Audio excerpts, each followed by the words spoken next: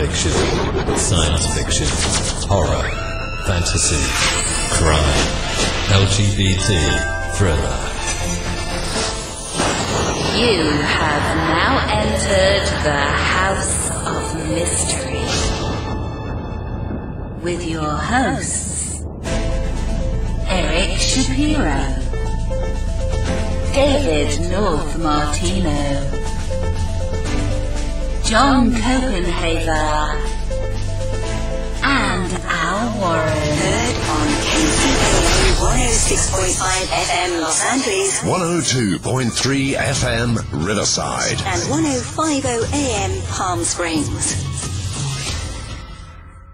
So, Julie, we are going to be talking to a returning guest, and he's actually done an incredible amount of books and information in true crime. And let's just bring him on so that we can talk about his history. So, Peter Vronsky, thank you for being here. Hi, Alan. Hi, Julie. Thanks for having me on. No, you're welcome. It's good to speak to you. Wow, you've got. I always, every time I have you on and I'm going through your list of books, man, you've done an incredible amount of work. Now, you are also an historian, and you teach at the University of Toronto still, or do you not? No, my degree's from University of Toronto. I teach at Ryerson University in Toronto. It's another university here. And you're doing what do you teach? You're teaching in criminal justice or history?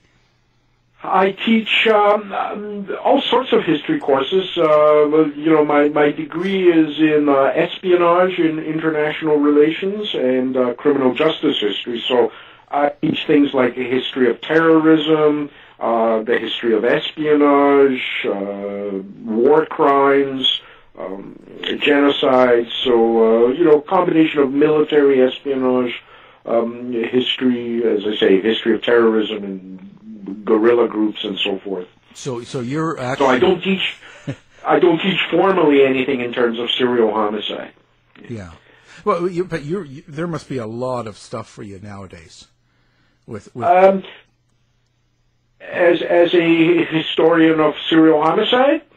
Well, that, but I'm also thinking of terrorism and just, yes, of course. Just the whole... Yeah, I mean, as we live in the age of terror, everybody wants kind of a historical context to it. The feeling is that it's something new, but in fact, we've been living with terrorists since the biblical age, since the Sicarii, the Zealots, and so forth. So, basically, when we teach the history of terrorism, kind of the standard syllabus is that we've been living with terrorism for 2,000 years, and it's very much ingrained in our political system and how things happen on, both nationally and internationally. It's not a freak kind of thing. It feels for us as North Americans since 9/11. The terrorism is something unusual, but actually it's not that unusual.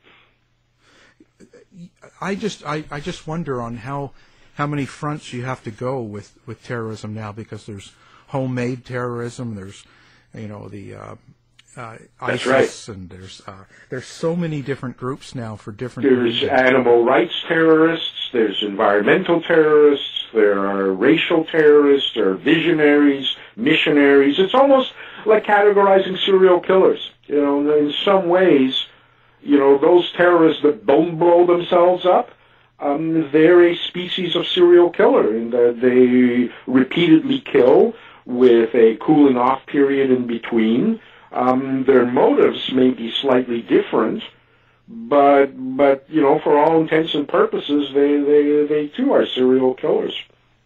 That's interesting. Do you think there's a difference in the type of serial killer or even terrorist as far as the culture?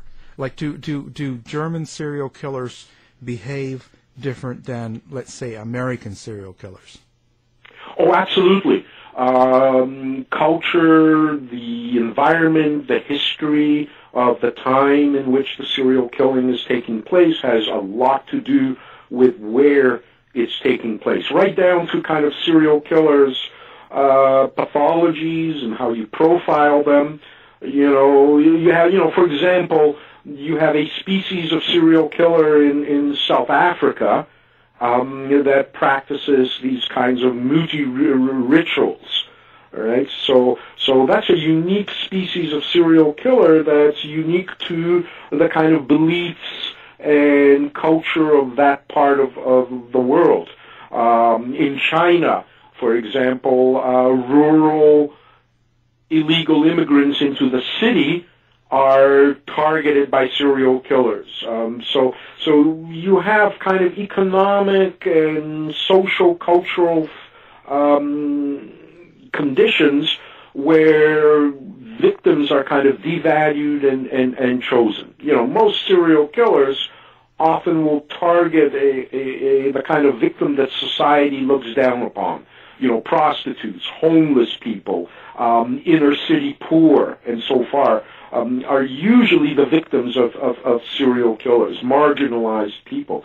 And so it's the very people who are targeted are the ones that society often looks down. Just the way that Jack the Ripper was killing prostitutes in Whitechapel. It's not surprising. Or you have street people targeted in Los Angeles. So definitely,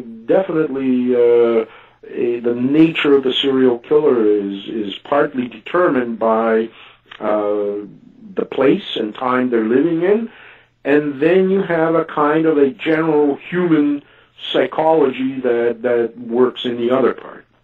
So could we transpose that? Can we make that so that so for instance in Australia here, they had the Port Arthur massacre, and then they did the big gun recall and restrictions, and it seems to have curbed the appetite of that type of behavior. But do you think that the North American, and I say specifically American culture, that it would actually work for something in that atmosphere? Well, you're talking to a Canadian.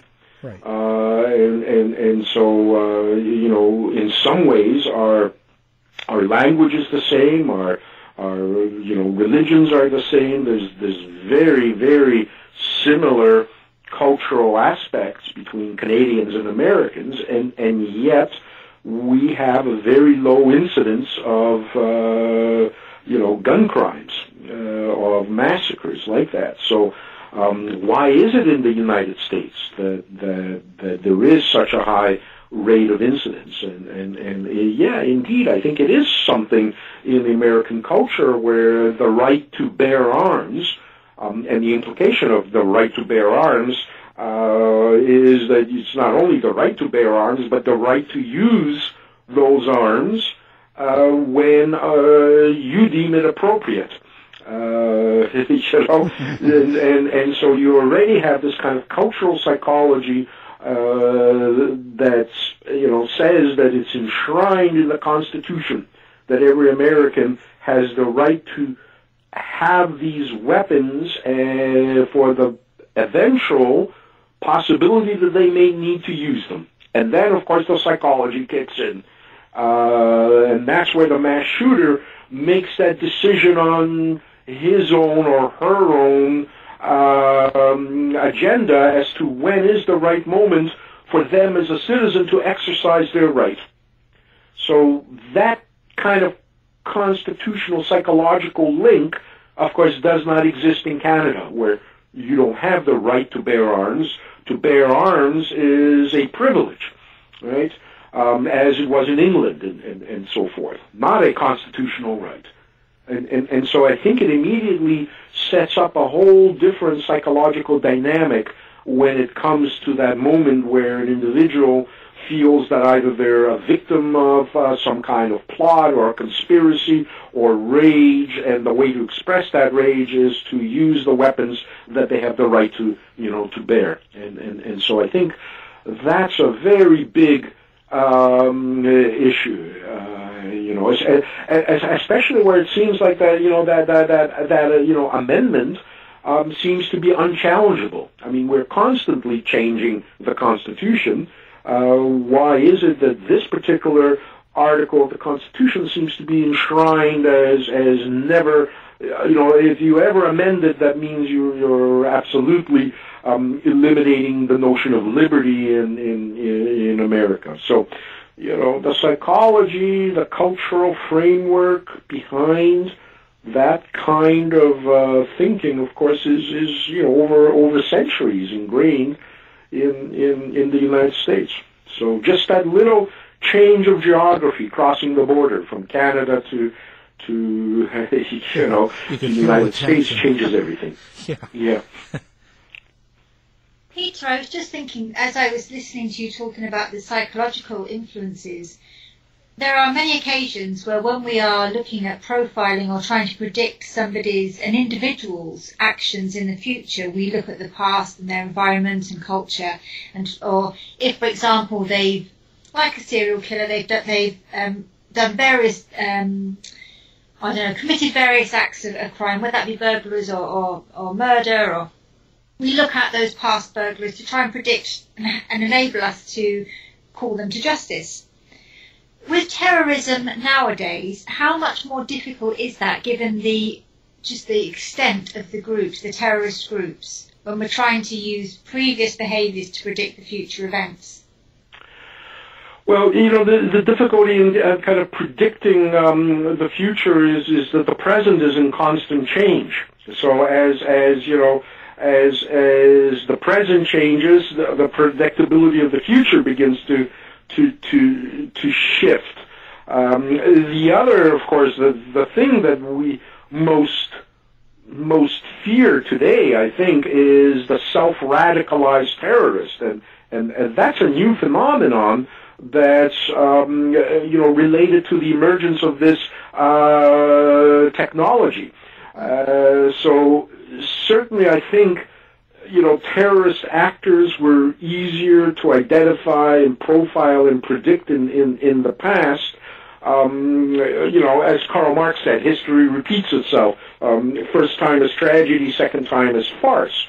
So we've had, as I say, from the Sicarii in Jerusalem 2,000 years ago to the Hashashin, the assassins in the medieval era, kind of these Islamic ninjas, to the Wahhabis during, the conquest of the Saudi Peninsula in the 1920s, to Zionist Jewish terrorists that founded a nation, to Nelson Mandela, who, technically is defined as a terrorist, was arrested as a terrorist, and,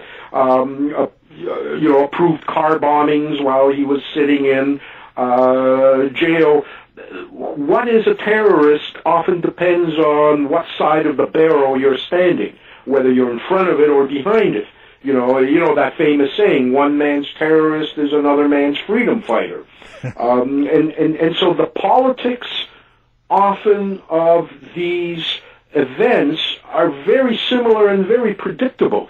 In the way that you have child abuse in a serial killer's early history, you often have political repression in a terrorist's early history.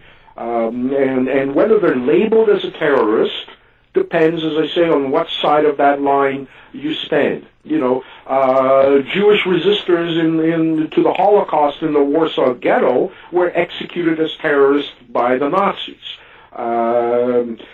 So it's who's calling what, who's calling the shots, essentially. But the one predictable thing is that terrorism emerges out of a repression of a people, out of colonization. I mean, I would say a lot of terrorist movements, certainly political terrorist movements, really are kind of ethnic, nationalist, people's movements who are seeking to decolonize their region or their nation and so forth. To the colonists, they're terrorists. To the colonized, they're freedom fighters. So the patterns are very similar. what is changing, of course, is, as I say, the technology, and certainly the new twist on terrorism that we can't really find a precedent in history for is this emergence of kind of decentralized, franchise-based, self-radicalized terrorists who are radicalized on the internet. And that becomes, now you need to start looking at those people, and it's going to take time. To be able to profile, you need kind of a statistical database of similar behaviors that you can say are typical of a certain type of individual. And so we've built that up for serial killers. We probably are now building it up for self-radicalized terrorists. I suspect that a lot of these recent terrorists who have kind of taken up Islam or radical Islam as an excuse to kill are similar to, the high school shooters 20 years ago, all right? Or the, postal workers who would go ballistic. I suspect that half of those postal workers today would have been self-radicalized terrorists. You need some reason, whether it's shooting abortion doctors, or whether it's killing interracial couples, or whether it's taking up the cause of Islam. These are individuals who are already, I think, susceptible to this kind of action. All they need is a cause to unleash these kind of homicidal impulses that are seething inside of them. I'm sure that the Columbine killers today probably would not have been, kind of the semi-goths, pseudo-goths they claim to be. Today, those same individuals would have probably become self-radicalized converts to Islam. So, how much of it has to do with the terrorist agenda, and how much has to do with the psychopathology of the bomber, the mass shooter, we're going to see as we kind of gather behavioral similarities and statistics on them. So, I'm sure we're going to be, we're going to have profiles of these individuals within a decade as these statistics build up. And in terms of a terrorist agenda, we've seen some, incredible tragedies where hundreds of people are killed or injured. From anything from 9/11 to our London bombings here and Manchester more recently.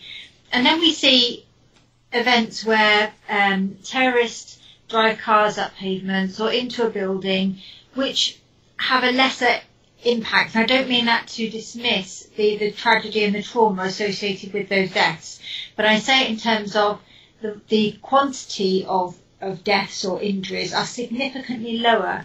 What's the agenda there for a terrorist group to undertake some, just tragic, major tragedies and then kind of lower the impact somewhat? What would be the reason for that? Well, you got to think of what the terrorist motive is, and the terrorist motive is to provoke a reaction. 9/11 was incredibly successful because it made the United States cross, the ocean and deploy troops directly into combat with Al Qaeda. You look at everything that 9/11 had done in terms of the reaction. So the terrorist is essentially trying to get their target to bring more recruits to them by overreacting to the terrorist threat. It's hard to describe anything, when you look at the context of 9/11, as an overreaction to an event so horrific as 9/11 was, right? But that was precisely the intention.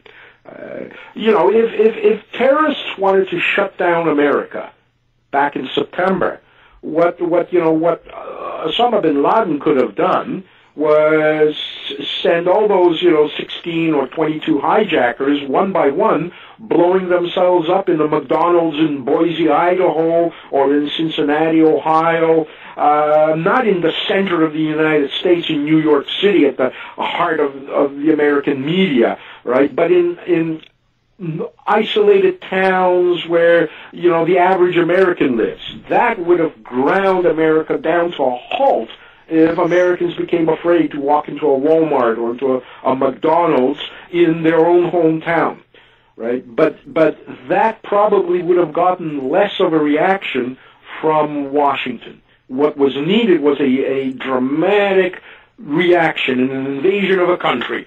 And so that's why terrorism in many ways is such a symbolic, it's almost like an act of propaganda. And so, this you have these kinds of two forms of terrorism. One is to get a reaction, the other is to, slow down the target. And certainly again, if we look at 9/11, and of course the invasion of Afghanistan that resulted, we can argue partly that it opened the door to the invasion of Iraq on the basis of these allegations that somehow Al-Qaeda was linked to Saddam Hussein, which were never definitively in any way proven. So it worked. I mean, I think certainly American security, the American economy, the resources that have been tied up, the kind of threats that result to liberty in the United States, to the American Constitution, this notion that somehow Americans now need to perhaps sacrifice certain aspects of their liberty in the name of security would have been unthinkable before 2001, and here we are now. So it's, the goal is to make the target do something that's going to be beneficial to your own movement. And of course, the policies, in a way, it's inescapable, because one cannot imagine the United States doing nothing after 9/11. That also is unimaginable. Yeah. So in that sense, terrorism can be very powerful, as it leaves little option for the target than reacting, and often that reaction just makes things worse. The Tupamaros in Uruguay in the 1970s kind of proved that. I mean, Uruguay was considered the Switzerland of South America until this very small Marxist terrorist, urban guerrilla, if you want to call them, insurgency, whatever you want to call them, began kidnapping and assassinating Uruguayan politicians and businessmen. And within 2 years, Uruguay, the Switzerland of South America, becomes this banana republic, repressive martial law state. That's what terrorists want. Well, so the London where the van was on the pavement, although that may not have injured or killed as many people as a bomb set off in a stadium, the impact there, as you're saying, would have been to say, well, instill a fear in the Londoners of walking along the streets. Yeah, the van on the pavement is, of course, is frightening. In New York now, they're investing all this money to protect sidewalks in what they think might be terrorist targeted areas and prominent areas, the financial district, Times Square. The sidewalks are actually now, there are going to be barriers to prevent vehicles from driving up on the sidewalk and doing that. It's in a way it's absurd, but of course, a lot of people, when you look at 9/11, most people did not visit the World Trade Center. You had to be at that particular landmark, which was, like the Statue of Liberty or the Pentagon, the World Trade Center. But a random attack on a sidewalk where you're walking, where it could be you, is a very frightening notion. It's destabilizing. And you know, in a way, yeah, it's less lethal, but in its notion, it's much more frightening and much more destabilizing. Absolutely. Yeah, and I know I haven't been in a Walmart since 9/11.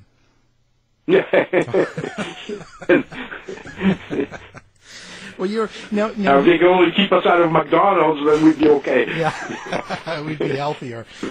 Yeah. So now you've got this new book. It's coming out in August from Penguin Random House, and it's called Sons of Cain. Now, it's a history of serial killers from the Stone Age to the present. So that's a lot of ground. It's a lot of ground. It's kind of my last history of serial killers, because I have nowhere else left to go chronologically. You know, my first book was essentially, you know, male serial killers, roughly from, you know, the industrial age, from Jack the Ripper till you know, I finished the book in 2004. So the BTK killer was just making a comeback when my book came out. He still hadn't been identified. Yeah.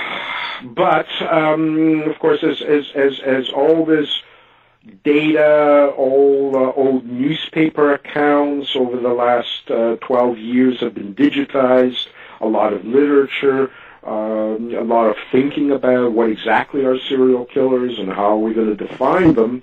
I've come to look at just this phenomenon of serial killing in a longer, deeper historical and kind of evolutionary context, and you know, not much has changed since when my first book came out in 2004 in terms of us understanding what serial killers are and how they're created. In fact, we seem to realize we know less than we thought we did.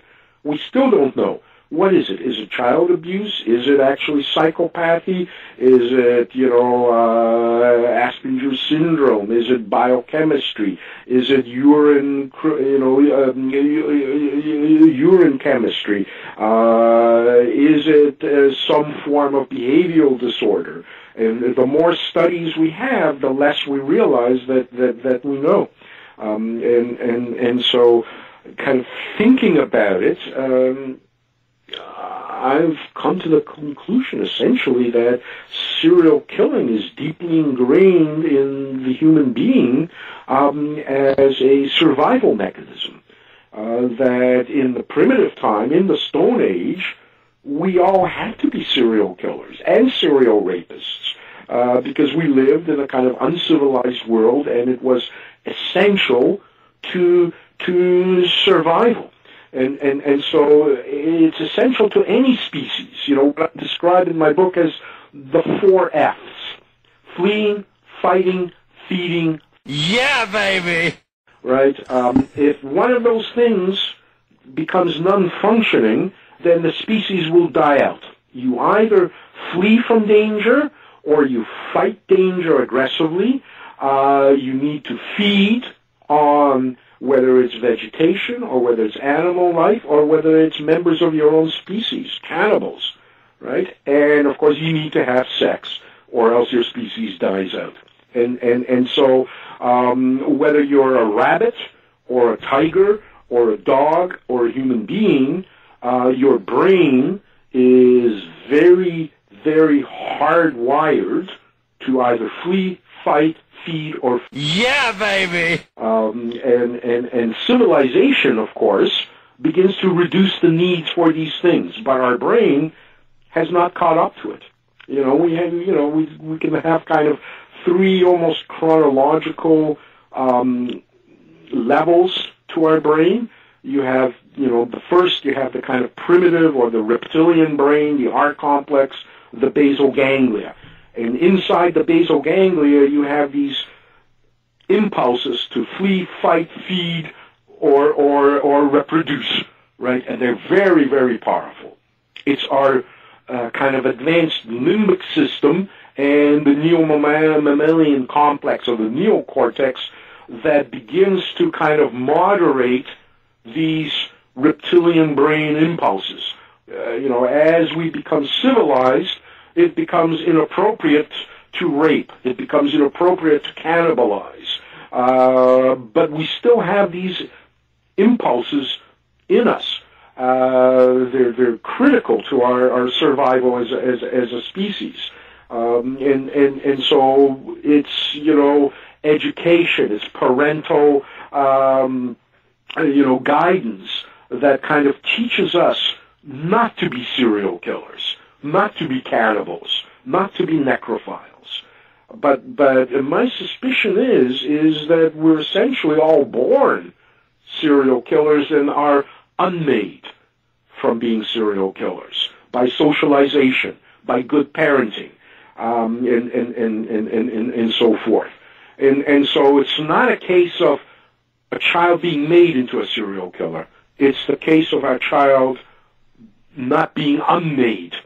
And I don't know how well, you remember your childhood, but I remember my childhood as a lot of violent children around. I mean, biting, clawing, grabbing, fighting. Children are very, very violent. The younger they are, the more violent and impulsive they are. And I think serial killers are kind of, by some reason, whether it's still biochemical or environmental or childhood trauma, but they're frozen into that primitive state. And on top of that, of course, you have neocortex, which begins to kind of provide fantasies for the expression of those impulses, especially as a child becomes, enters puberty, and so these impulses now become sexualized as well, and that's how you get serial killing, rapist, cannibal, necrophiles. So it's the human species is at least our species, Homo sapiens, are at least 300, 400,000 years old. Some would argue even a million years. We've only been civilized for 20,000, less than that even. Really, agriculture begins to appear about 15,000, 12,000 years ago. So it's not been that long of a time for our brain to kind of wean these survival, very, very lethal survival impulses out of our system. It's kind of like obesity, right? Obesity, building of fat on your body, used to be an essential survival mechanism until modernity brings us processed, easily accessible food. And suddenly obesity, is defined as obesity, as this negative, destructive force. I think it's the same thing for our aggressive impulse. And so it's these primitive aggressive impulses that become as well under kind of the dysfunctions of civilization, become fused with the reproductive impulse, and so you get sadism essentially. A lot of psychopathologists suggest that sadism is very, very similar to say a cat playing with its prey prior to consuming it. It's essential to the hunt. That sadism is a kind of a hunting instinct that's left over from our pre-primitive time. So I try to look at it in that form and began to look at what happens when human society starts settling into villages, into towns where people now start living with each other. They have an ability to provide food. They domesticate animals instead of hunting them. They plant agricultural products instead of gathering them. Our world begins to change, but it's very recent. And what might have been kind of predecessors to serial killers once we begin recording history, in the medieval and the Renaissance period. And so I looked, for example, at werewolf trials and arrests of werewolves. And when I looked at those trial transcripts and read what these werewolves were accused of, they were typical serial killers. I mean, these were guys had, for example, small, grocery stores in medieval villages where they were luring children and killing and cannibalizing children. They, were seen as kind of, as I say, fantastic creatures, werewolves, vampires, ghouls.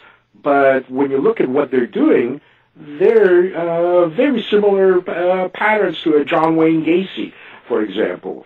So we have a lot of serial killers, and we begin to see that who they target and how they target their victim depends on the era. So, when you begin to see, for example, females entering the urban, in the industrial age, you begin to see females entering into urban geography. They're usually entering it as servant girls, as you have a rising middle class that begins to hire this cheap labor. And the middle classes want their servant girls to be dressed a certain way that is appropriate to the middle class household, and so you have these fetish murders starting in the late 1700s throughout the 19th century, where the kind of silk dresses are targeted. Women are targeted fetishistically for their similarity to a servant girl, and servant girls themselves literally are targeted by numerous serial killers. So, again, that's how economy, the society, the nature of what people wear, the nature of who is degraded in society, and of course servant girls were looked down upon.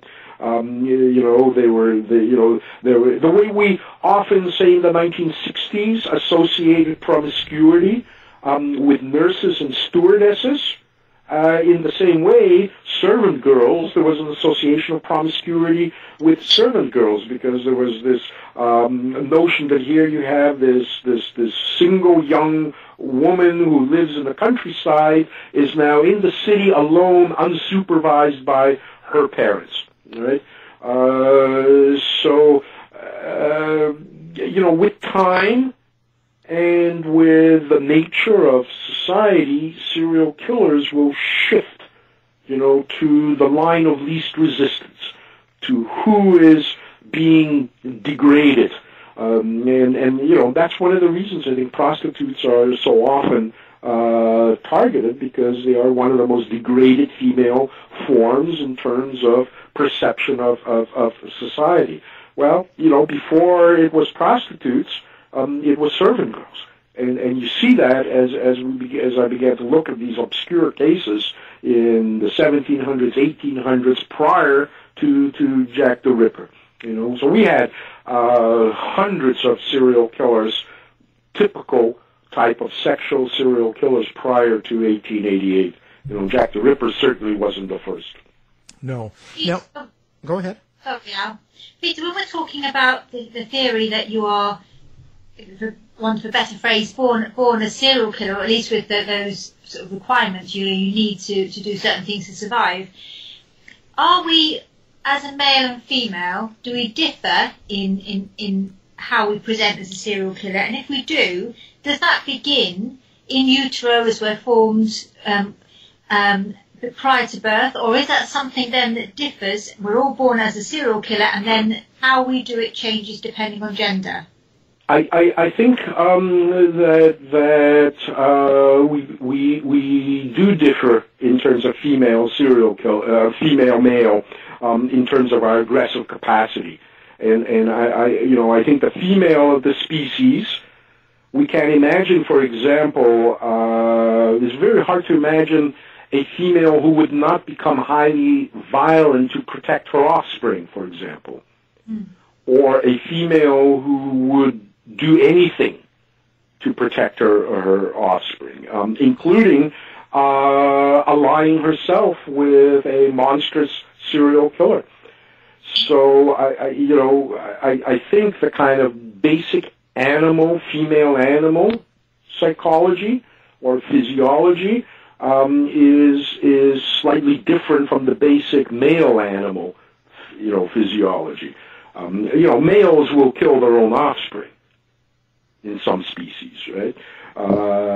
Females, I haven't yet heard of any female who would kill her own offspring systematically. So I think there are certainly differences, and that's probably why, of course, there are less female serial killers than male serial killers. So there are in some ways similarities in the female serial killer, but I think statistically they are lesser so because I think the aggressor aspect and the mating aspect is slightly different. I think that the female chooses, while the male sexual impulse is less discriminatory. That's why it becomes rape, essentially, because the female doesn't always have in the animal world or in our primitive world the option to make the choice. The male has the option of using force, and so I imagine that sex was a constant state of rape in the primitive period. Males had sex whenever they wanted to, as long as they were the strongest male around, right? And so that's certainly, the sexual reproductive impulse is so powerful, it bolsters also the need for the male to be an aggressor as well. The ability to unleash maximum aggression in the primitive world was essential for the male's ability to have a sexual life. And so, of course, you have this kind of merging psychopathology between aggression and reproduction. It was literally dog eat dog, as they say in that time. We were in a constant state of either running away or killing what we were running away from, if we could kill it, fighting each other, and raping each other. It was just, that's all we did, and cannibalizing when we needed to do it. So it's just that's kind of where humans come out of. Yeah. If we believe that we are maybe more nurturing as women, I mean, some women never choose to have children. They cannot bond with children. And I guess what I'm trying to say is, if we think about women being different in serial killer terms because of that more nurturing need, do we create that difference? Is it the nature-nurture debate, I guess I'm thinking? If we're all born in the same similar situation, we're all out to survive, so we have this killer instinct, we're influenced that as parents, aren't we? Yeah, there are males who don't reproduce as well, but all these kinds of, in the past, those that didn't reproduce, those that weren't strong enough to contribute a defense to the tribe or to the clan would die. That's not the case anymore. But that's a very recent phenomenon. I would say that's about, it's only once we become civilized in the last 15,000 years that we begin to see, for example, people living a longer age. That around the time we start seeing cave drawings emerging, where people start developing a kind of, the argument is what makes us human is the fear of the dead, necrophobia. And we start seeing the emergence of necrophobia by looking at archaeological traces in primitive graves. And we begin to see that about this time that we've become civilized is around the time where we can date graves that indicate a fear of the dead. For example, legs of corpses are broken, or their feet and hands are tied, or heavy stones are put upon the body to prevent it from rising. That's the origin of the tombstone, of course. In cemeteries, those upright stones used to lie flat to keep the buried beneath the ground from rising and taking vengeance against the living.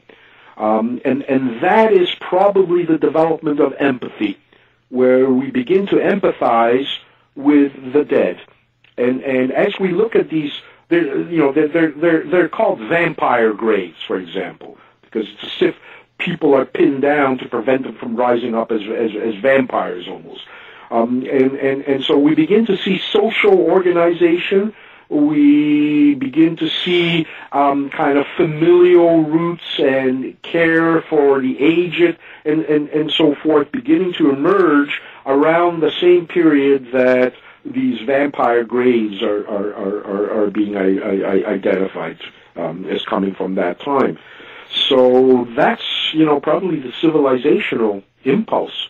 But again, on the scale of how long we've been physiologically as a species around, to how long we've been civilized, it's very short. Like I said, civilization's around 15,000 years at best. As a human species, we've been around for hundreds of thousand years. And of course, if you look at hominids, Neanderthal man, other types of upright walking species, they've been around a lot longer. In fact, that's the argument, that the reason Homo sapiens have been able to conquer the previous species is that Homo sapiens are the first ones who develop a fear of the dead and stop cannibalizing each other because of that fear. That if you look at several previous species to humans, including Neanderthals, they actually had bigger brains.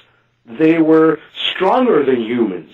They made weapons just the same as humans did. Neanderthals could make stone weapons, and yet humans who are smaller, have smaller brains, were able to conquer and eliminate the Neanderthals in this kind of genocidal war, roughly, about 50,000 years ago in Europe.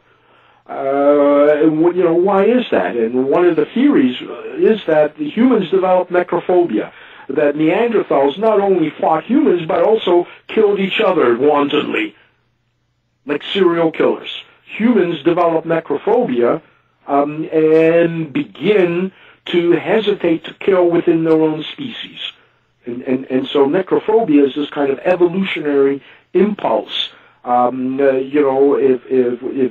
there's God, or if there's kind of nature, whatever it is that kind of makes species evolve towards surviving better than the previous hominid human-type species, the one thing that wasn't working was their ability to aggress against each other, particularly when they learned the ability to make tools.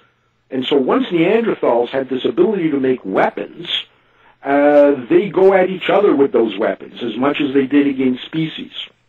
And the other thing you got to look at too, as well, is the better equipped a species is for destroying its enemy, the lower its aggressive impulse. Tigers, for example, or lions have a very low aggressive impulse amongst themselves, where pigeons or rats, smaller animals, humans, are very, very, very aggressive with each other. So humans were not particularly well equipped for fighting. We didn't have claws. We didn't have thick pelts. We didn't have these canine teeth. And so we had a very high level of aggressive capacity in us. But then something freaky happens. We develop an ability to make weapons. And suddenly we are these soft, aggressive beings with highly lethal weapons, right? Stone weapons, arrowheads, spears, flint knives. but we have this high level of aggression. That's what makes humans dangerous. And so necrophobia was essential to kind of demilitarize, de-aggressivize this kind of very aggressive species that through some freak of nature has developed an ability to make lethal weapons.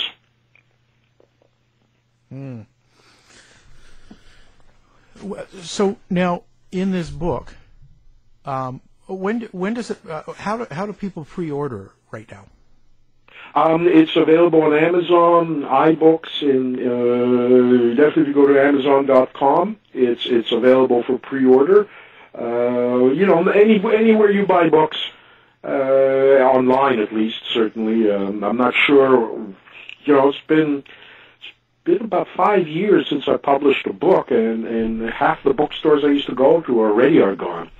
So yeah. I am just mystified what's going to happen with this book in terms of bookstores, what kind of impact it's going to have on my my work, because certainly my previous books have been in bookstores everywhere, but those bookstores aren't out there anymore. Yeah, world's changing.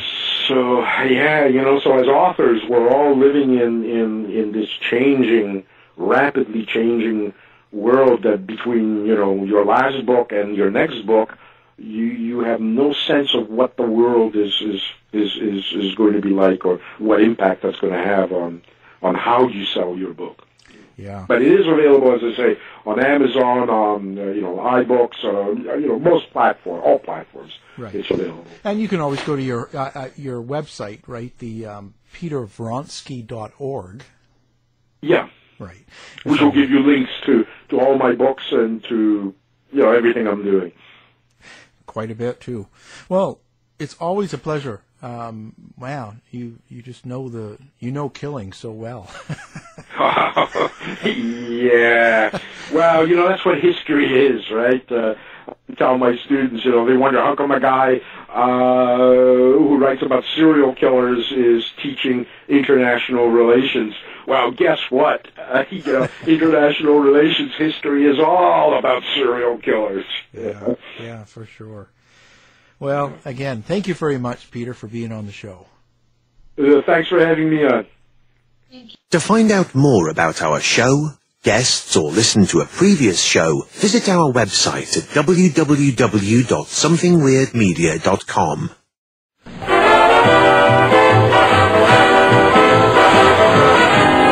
The mission has been completed.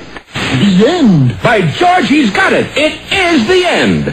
I'll see you. If you're lying to me, I'll be back. This has been a production of Something Weird Media.